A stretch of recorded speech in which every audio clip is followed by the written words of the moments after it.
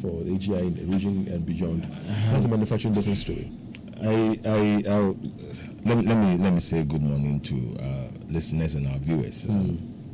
Manufacturing is actually struggling. In fact, we are not where we want to be. We are seriously not where we want to be. The environment is not competitive at all compared to our neighbors, and don't forget, Ghana has joined the Africa Continental Free Trade Area. So if we don't speed up, our market will be taken away from us. When did this start? Oh, it started I think last year in January or something. So it's on already. For the benefit of this conversation we're having, where we'll be delving into the concerns of manufacturers, talking about taxes killing and crippling their businesses. Tell us about some of the raw materials that your members import. I know that your members include people who are into the habitat industry, they're into pharmaceuticals and all that. What are some of these raw materials that they bring in?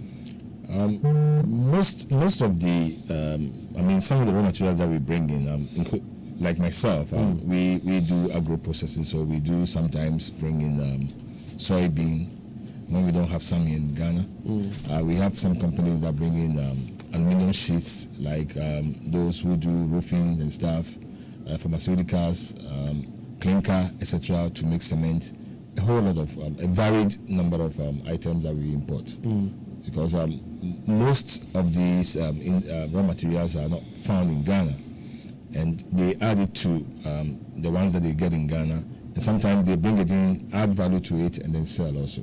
Because if you want to make cooking utensils, the place they could get some is maybe Aluex, but if it's not enough, then they do bring some from China and other places. And most of the pharmaceuticals, they don't have some of the required raw materials here, so they bring some from like India, other places, and they try to add value to it here and then sell. So we're concerned